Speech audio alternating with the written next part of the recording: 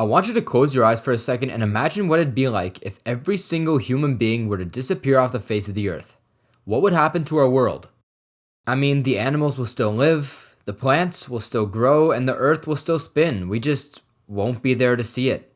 Believe it or not, human beings have done a great job in maintaining what we've built. Power plants, buildings, sewer systems, and more. But with no one around to keep things going, the world will go to absolute chaos.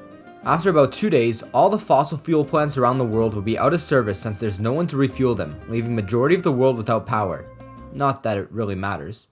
And about 1 week later, with no one to maintain the temperature of these nuclear reactors, they'll all heat up to extreme temperatures and explode, emitting a severe amount of radiation all around the world.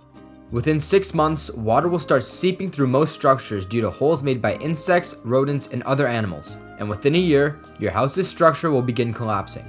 After about 2 years, all sorts of plants and weeds will start to grow through the cracks of roads and sidewalks, reclaiming their land. So let me ask you something. If after only 5 years, structures collapse, plants take over, and technology as a whole dies out, why is this house still intact? I've asked this exact same question before Pikmin 4 released, and it stressed the hell out of me because it just didn't make sense. But now that Pikmin 4 has come out and we have a solid grasp of the story, it makes even less sense. From everything we know from the past games, this planet is supposed to be a post-apocalyptic Earth. But since Pikmin 4 basically rebooted the entire series, fans have been more in the dark than ever. But don't worry, because in this video, I'm going to try and find out when Pikmin 4 takes place and unravel the mystery behind where all the humans went. And before I start, I know it's a game, a Nintendo game specifically. Things don't always need to make sense, and I'm probably already looking way too into things. But that's the point of this video. You guys asked for this, so now it's my job to make you a theory. A game theory. Okay, I'm sorry. Let's start now. One of the first treasures we come across in Pikmin 4 is the Game Boy Advanced, and when we tamper with it in the treasure log, we can see it still has enough battery to function, and at the bare minimum is usable. The average Game Boy Advanced battery lasts up to 20 years without charge, meaning Pikmin 4 has to take place within 20 years of human existence, but we need a good reference point. One of the newest treasures we find in Pikmin 4 is a pair of Joy-Cons. Since the Switch came out in March 2017, we can assume Pikmin 4 takes place sometime after that. If we take a look at the general architecture in the hero's hideaway, it looks like a standard modern house you'd see nowadays, and we can maybe use that to determine when Pikmin 4 takes place. But a lot of people tend to forget how huge the world is and how small our captains are. Although in Pikmin 4 we have 7 different looking locations, they all take place within a few kilometers max.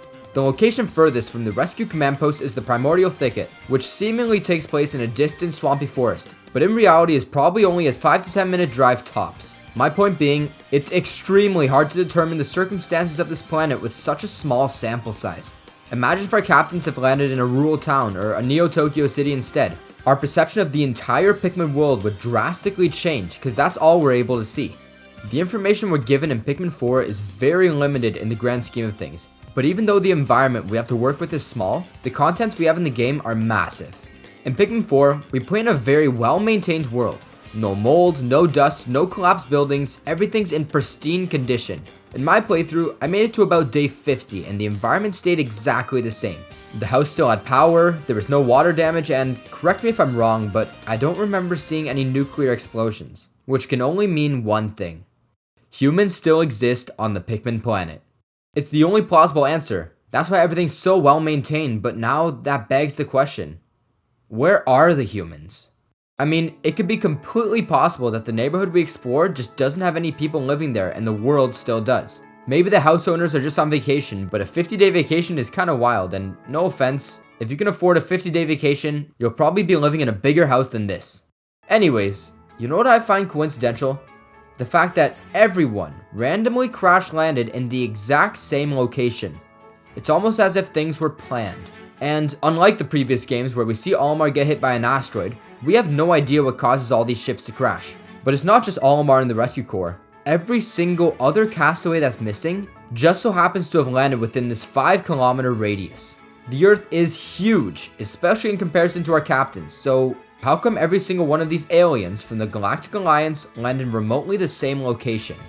Well, they're not really landing here. More times than not, they're crash landing here. So whatever or whoever is responsible for all these crash landings is clearly drawing in our captains to this one location. Let's take a look at the in-game maps real quick. Everything's positioned in a very particular way. You need to use Pikmin to solve puzzles and make your way around the map so you can collect things. But let's be realistic here. Why is there a tiny electrical gate in the middle of a backyard? In reality, this thing's no bigger than the palm of your hand, so humans definitely have no use for them. Or what about this sandcastle on the serene shores? No erosion or withering, but there's a conveniently placed cannon beetle at the top to purposely make it harder for us and our squad to conquer. Once again, you could say it's just a game, and yeah, I guess that's true, but that's boring. My theory is that someone is putting our Pikmin captains to the test. More specifically, humans are. After learning of the existence of extraterrestrial life, like what humans do with any other living organism, they chose to study these aliens of the Galactic Alliance. Now, who are these humans and what do they want from us? It doesn't really matter too much as of right now, but we can assume that it's some sort of corporation that's fascinated in life beyond the Earth. Let's just call them NASA to make things easy.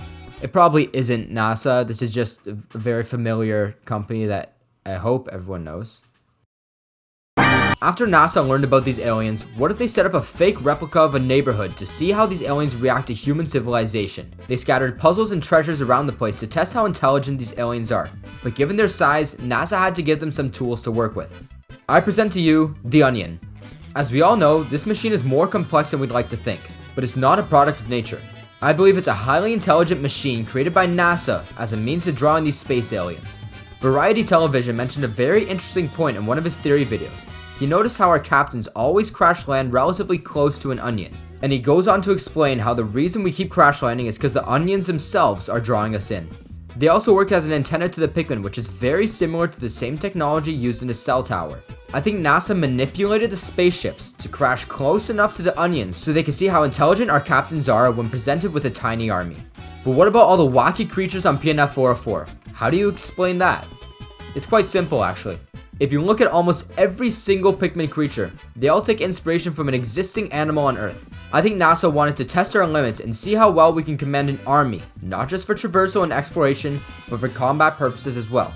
So they genetically modified hundreds of different creatures to pose a threat to their new test subjects. But why would NASA do this?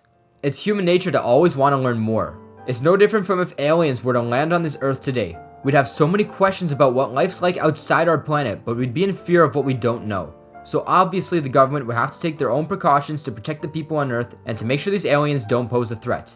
And that's exactly what my theory suggests NASA is doing with the Rescue Corps.